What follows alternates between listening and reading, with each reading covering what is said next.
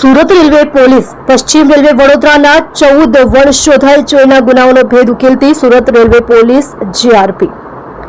મહેરબાન નાયબ પોલીસ મહાનિરીક્ષક શ્રી સરોજ કુમારી સાહેબ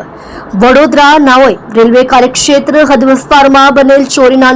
ગુનાઓ ડિટેક્ટ કરવા વધુમાં વધુ વોચમાં રહેવા અંગેની ખાસ સૂચનાઓ આપવામાં આવેલ જે આધારે નાયબ પોલીસ અધિક્ષક શ્રી GS શાન સુરત વિભાગ સુરત નાઓ દ્વારા જરૂરી સૂચના તેમજ માર્ગદર્શન આપવામાં આવેલ જે અનુસંધાને police inspector Shri HD Vyas Surat railway police station નાઓએ તાબાના પોલીસ માણસોની જરૂરી સૂચનાઓ આપવામાં આવેલ છે અનુસંધાને ઉધના આઉટપોસ્ટમાં ફરજ બજાવતા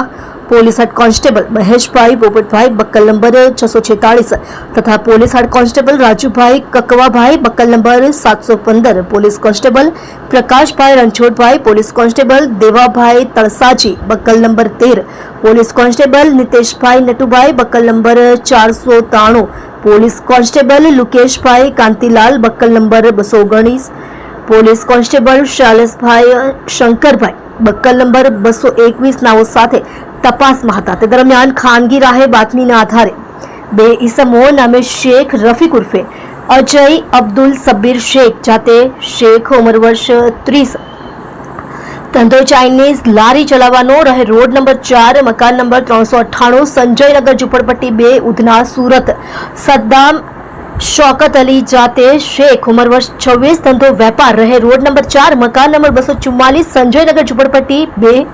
ઉધના સુરત વાળા નાઓ પાસેથી અલગ અલગ કંપનીના કુલ નંગ 14 મોબાઈલ ફોન કિંમત રૂપિયા 1,19,499 ના મળી આવતા તેઓ પાસેથી કબજે કરવામાં આવે છે। તમે જોઈ રહ્યા છો SD ન્યૂઝ ચેનલ ફેઝલ શેખની સાથે।